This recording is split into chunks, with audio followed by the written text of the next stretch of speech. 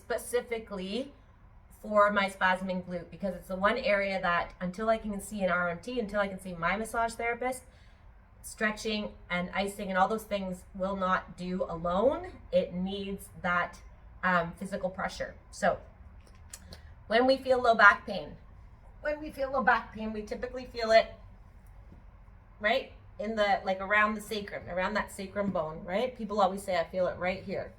Well, there is some spasming muscle here. Yes, there is tight muscle, but what really is happening is glutes have spasmed. So the glute min, we've talked about that in a previous video. So if you can see my hip bone, right? It's like that circular, that hip bone. There's a muscle right in here, the smallest glute muscle.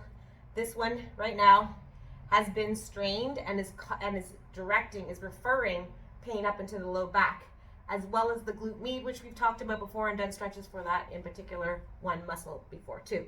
So with the AccuBall, we are going to take that AccuBall. I'm still in a little bit of pain in certain positions, but I can walk and I can go about my day now, where I couldn't do that an hour ago. So we're going to take this AccuBall and we want to line up. So here's my sacrum, that tailbone, and if you slide off the bone, just like feel the bone, and then you just slide off of it to where the muscle starts, so where it gets gushy. So we go from bone to gush. As soon as we get to gush, there's a line. It's like so it's a circular line, so it goes like this. Okay, that line of the hip bone. So we want to follow that line with this ball. So how do we do that, Lisa? Well, some positions are still a little bit painful, so it's good I'm still doing this. Okay, so you're going to take this ball with your knees bent, and you're going to lean to the opposite side. Place the ball. Oh, Gordy, you're right in view. Place the ball right at that gush, right where I talked about that gush, okay? And then, so our legs are off to the opposite side. They're actually leaning over. And then we come back slowly with our body weight onto the ball. Slowly onto the ball. And then you're actually going to come with both legs over. So your whole body weight is getting on that ball. But please do this very, very slowly. So you roll onto it. So you find the spot. You're going to feel it. Gordy, you're right in the way, baby. So you find that spot, and then you slowly roll onto the ball. When you find a spot where you can like feel it's more intense, an intense pressure, you're going to stay there. Support yourself with your hands on either side of your body. Really support yourself. And you're going to rock back and forth. So we're going this way and this way. This way, this way, this way, this way, this way, this way, this way. Rocking back and forth with your hips, with your torso, with this part of your body. So you're using your feet, plant your hands, and use that foundation of your hands and your feet to rock back and forth, back and forth, back and forth, back and forth, back and forth, back and forth. And then slowly roll back off. And then you're going to move the ball just ever so slightly. So the ball was there. Now we're going to move it like half an inch and find the next spot. And again, so you're right in the gush, right where the bone, remember the tailbone, and then the glute. So right up on that margin, right up on that spine of the glute, of the hip bone. So find that other spot, and you're going to go back and forth and back and forth and back and forth. So remember, the key is we're using our body weight. So your legs so you're off the ball, and then you come on it. And you want to the reason we're going slowly is because you want to stay relaxed. You're not holding yourself up like this. You are fully letting all this body weight relax onto the ground. And then the way we're finding the spot is by rolling the knees into it. Oh. And then you do it slowly because you want to then relax into it. Let everything drop. You can fall on that ball. Fall on it. Let your whole body fall on it. And then back and forth, back and forth, back and forth. Using your feet and your hands and push. Use your feet and your hands to push your body back and forth, back and forth, back and forth, back and forth, back and forth. Okay? So you're going to move that ball to another spot along that spine, along that hip bone, that line of the bone. And so you're going to do that all the way up. And then we're going to get into the glute min. So this small one that's right in between my hands. So your bone, the ball bone of your femur, of your leg bone. It's like bally right at the side of your hip. You want to come just above that. So that ball, that round, it's like, feels like a, you know, like a globe.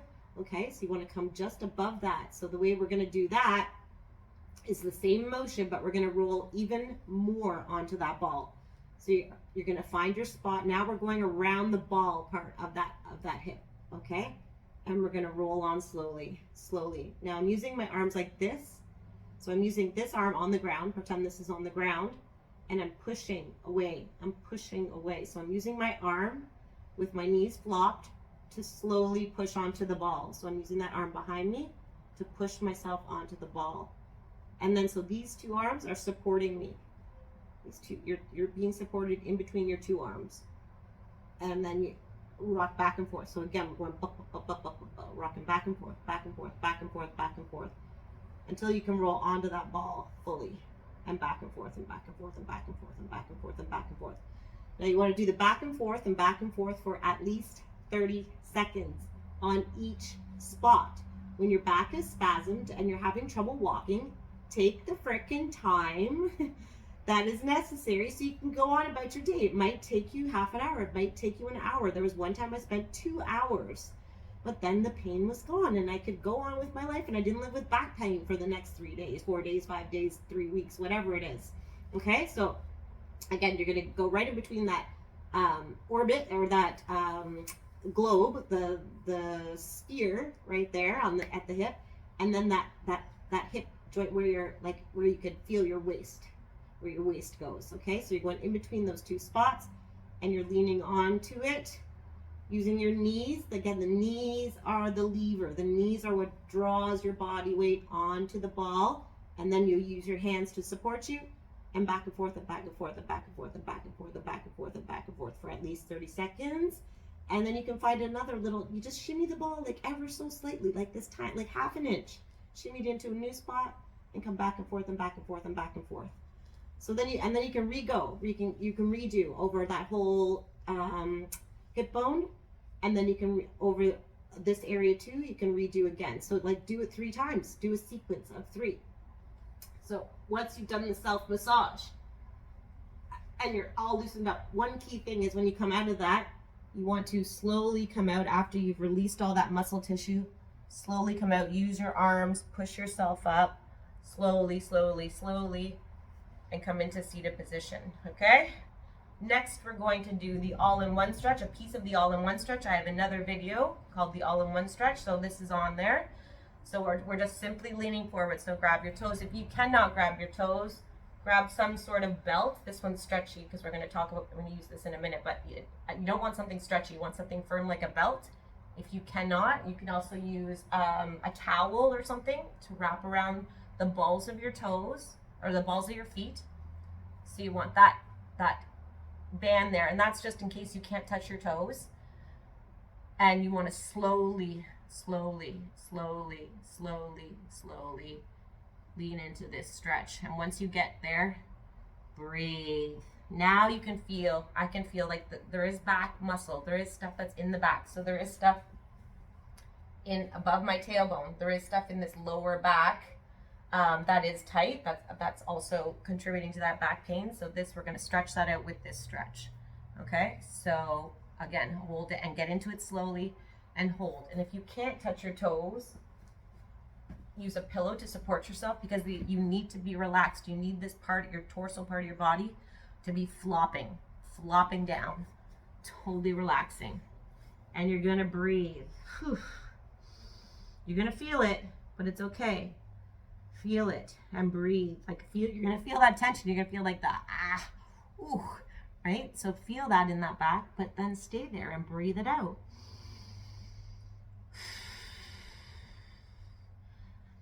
A good breath I like to do, a good addition to the breathing. And so you're breathing in through your nose and out through your mouth. In through your nose and out through your mouth. And let everything flop. Let everything flop down.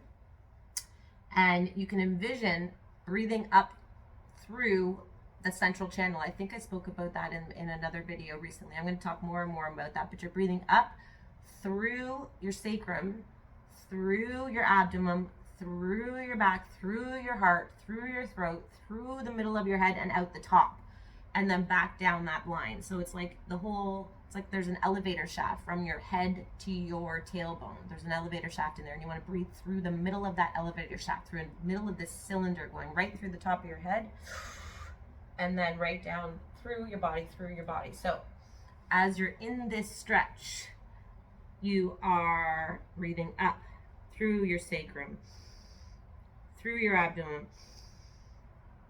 into your heart, and hold, and then out to the top of your head, and then back in through the top of your head, through your head, through your throat, through your heart. Stay there in the middle of your body, and then breathe down through your abdomen, through your sacrum to the ground. Okay, so you're going to stay in that. When you're coming up, support yourself nice and slowly. Push your body up with your hands. Push your body up with your hands. Push your body up with your hands. We've just stretched that area out. We do not want to ask it to pull us up. We don't want to ask it to engage. So you push yourself up with your arms. Okay, so now you want to hold that for at least 30 seconds. I would hold it for longer.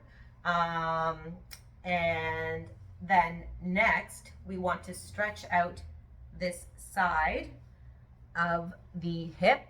So you are going to be like this, and you're going to find somewhere where you can grab on, like a table or something that's very sturdy, the wall, a corner at the side of a wall. So you want to be here, like here's a wall here, if there was a wall right here. So you're going to hold on. You're going to kneel up beside the wall, hold on to the wall, and then you're going to let your body fall. Let your body fall. So you're letting your whole torso bend to the side, and you're using your arms as a support, so your fingers are hooked on a wall, and you just let your arms will hold you, and you let your body fall. Let your body fall this way. Stretch it out and hold that for at least 30 seconds. At least. Do 45. Make me happy. Do 45. Okay? And then when you come out of that, when you want to fall out, one of the key things about stretches is how you go into it and how you fall out of it. So you want to fall out of it by sitting down on your bum. So you collapse, so you're in this stretch, and then you just go down and sit on your bum and come to neutral, and then come to crouched, and then come to neutral.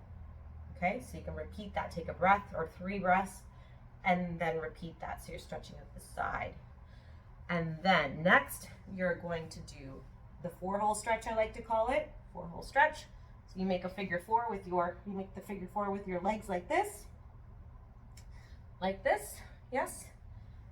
And then we use this leg to pull this part of your leg towards your body.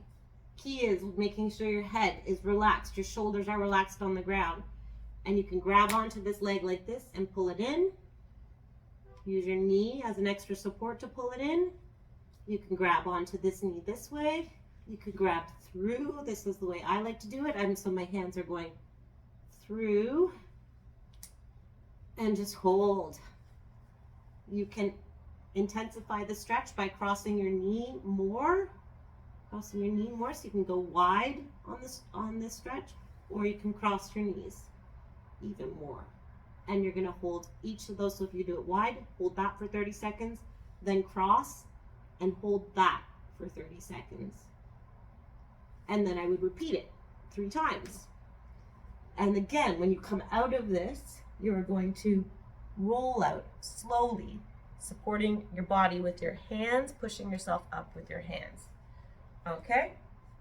After you've done your stretches, I've not done them in real time. This is going to take you much longer. You're going to take your ice pack, and you're going to have a thin layer of clothing or a paper towel if you want to put a paper towel on your body, and then the ice pack. And you're going to put the ice pack where we just stretched, all those, or where we put the pressure points. So from that hip bone, the side of your hip, all the way to your tailbone. If your ice pack isn't that large, do it in sections. I like to just put that there, use a tensor bandage, tie it right to my body. That's why I'm wearing this shirt I'm wearing today, because I could just do this and tie this to my body like so, and then go about your day. Now you might have to repeat that whole sequence twice in that day, maybe the next day too, but you're going to feel better each time you do it, and you're going to be able to continue on with your day without